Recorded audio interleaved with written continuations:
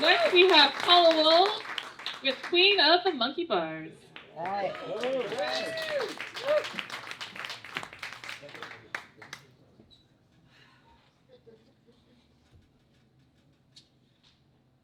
I smacked into that monkey bar on that crisp, blustery Saturday in March with the speed of a steam locomotive, or at least as fast as a 6-year-old could slam into that cold horizontal steel.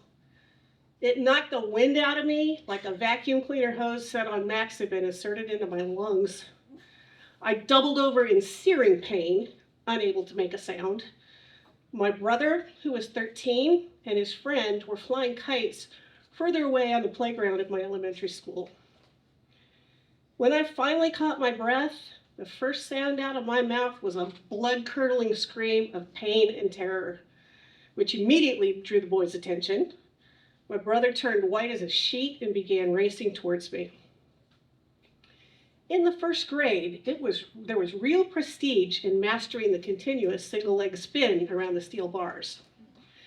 That was accomplished by hooking one leg over the bar, then locking both forearms over the front of the ankle. The free leg was used as the counterweight to create the spin. Most girls could do 10 or 12. I could do 22 and still walk away with some relative dignity without being so dizzy as to lose my balance. Some days we would line up and run into the bar, grasping with both hands and flipping over and over at the waist. That required the skill and timing so the momentum of running would be transferred into the flipping action. It was a lesson in physics and kinesiology, but at age 6, it was who could spin the fastest and with the most revolutions. Girls were required to wear dresses to school then, so coordinating shorts with each outfit was essential. Couldn't let those boys with cooties see our underpants. The janitor, Mr. Jefferson, was kind enough to wipe down the bars before recess so we would remain relatively clean. However, there was the occasional fall, trip, or stagger from the dizzies that left the telltale mark of a dismount disaster. That was compounded if it was raining, as the monkey bars always had tiny little ponds beneath them where the sand had eroded. Falling into the muck created the pure shame of a rookie move to go along with the muddy, lacy ankle socks. I never suffered such embarrassment. I would fly off that apparatus, stick the landing, and proudly raise my arms in proper competition pose. I was queen of the monkey bars on that playground, with hopes of one day becoming the first to compete in the yet-to-be-created Olympic event. But that Saturday in March, I didn't stick the gold medal landing. My brother panicked. He was worthless in a crisis. He would pass out at the dentist office when he would hear the drill in the next room. However, that Saturday, he loaded me on the back of his Schwinn bike with a banana seat while I was screaming in agony, and he rode me home just around the corner. Aunt Gwenny met us coming up the driveway with her usual angst at anything that meant a break from the status quo. Jesus H. Christ, what the hell happened? She demanded. That was when my brother began to cry, for which he was ridiculed by her, adding to his embarrassment in front of his friend. The neighbors across the street appeared with concerned looks from hearing the screams. There's nothing wrong with you, now get in the house, she yelled to me, never inquiring as to what the trouble might be. I made a beeline for the bathroom and I vomited the hot dog I earlier ate for lunch. Come here and let me wash your face. As she yanked my arm, I doubled over in pain once again, this time throwing up on the floor. She looked at my brother standing out in the hallway a few feet beyond the door so as not to get caught in the crossfire. Oh, for Christ's sake, what happened to her? In hopes of drawing the ire from him, I struggled in muffled tones. I ran into the monkey bar and I hit my tummy really hard. I needed to lay down. I pushed past my brother and into my bedroom where I collapsed on the bed. On a normal day, a good monkey bar flip required a 3 to 4 yard running lead, maybe 5 if we were really showing off. On that day, I was a good 30 yards back. It would be the epic flip to end all. But instead of going over the bar, I smacked straight into it with all the momentum transferring directly to my midsection, right at my belly button. To this day, I don't know how I stayed on my feet without passing out. I don't recall the night, though I understand it was rough. My aunt standing vigilant watch. When my mother came home from work that evening, she was as dismissive as Aunt Gwenny had been. I heard them arguing about me in the hallway. Aunt Gwenny was growing increasingly panicky as my fever hit a dangerous 104. "She's getting worse," she insisted to my mother, who nonchalantly replied, "Yeah, she's fine. She's got a stomachache." These women were raised during the Depression on the bitter cold Iron Range of northern Minnesota. My grandfather died young from pneumonia, and my alcoholic grandmother raised 5 kids with little to no resources. You'd better be bleeding from some gaping hole to even think about calling the town doctor.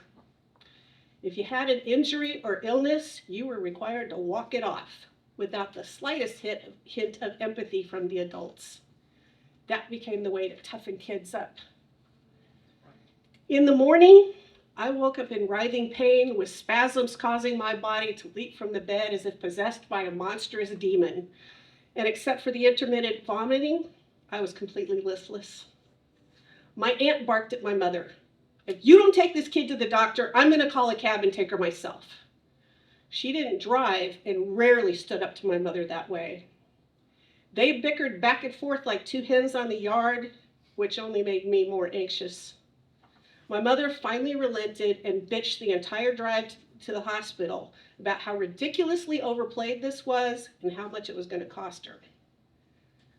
I felt guilt for being such a burden. I remember being gently laid on a gurney and rolled into the ER. And as quick as I saw our family doctor's face, I was immediately dashed through double doors without seeing my mother again and with no explanation as to what was happening. Was I going to die? I was completely terrified.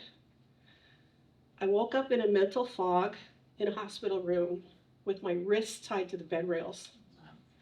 I couldn't move, and I had no idea where my family was or what had happened to me. Nurse Ratched appeared in her white uniform, and her white nylons, and her white orthopedic shoes with her white hair and her stupid little white hat. She was old and crotchety, and she smelled weird. Hardly the face you would want a frightened child to see upon waking up from major surgery. I cried and asked for my mother and my aunt. She clapped back, "You lay still. It's not visiting hours yet." I didn't know what that meant. I asked to have my hands untied, but she snapped at me, saying that I'd pull the needle out. There was a needle sticking out of me? Dear God, what kind of torture chamber was I in? Had they waited even an hour longer, I probably would have died from peritonitis, as I had ruptured my appendix and was just beginning to bleed internally when they opened my abdomen. Because even the most serious ailments were brushed off, I learned to ignore pain. I've had to practice giving myself more attention, and this has caused me some real long-term issues. It's been a struggle. Several years ago, while at a physical in the Navy, the physician's assistant asked me to feel a small spot in my left breast. It was a tiny split pea-sized lump.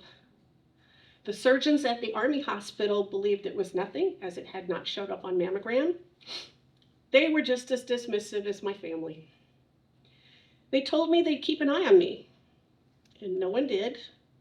And 6 months later, it was a 2.5 centimeter breast cancer tumor, stage 2, almost stage 3. I've metastasized twice since then, but I'm still standing because we've caught it early each time. I look after myself more consistently and take better care of that little 6-year-old that still lives inside of me. Learning how to heal that part of me has made all the difference in the world in terms of how I view my own self-worth. My little girl inside deserves better. She deserves empathy. And each time I attend to myself, we both heal a little more. Thank you. Thank you, Paula. Next we have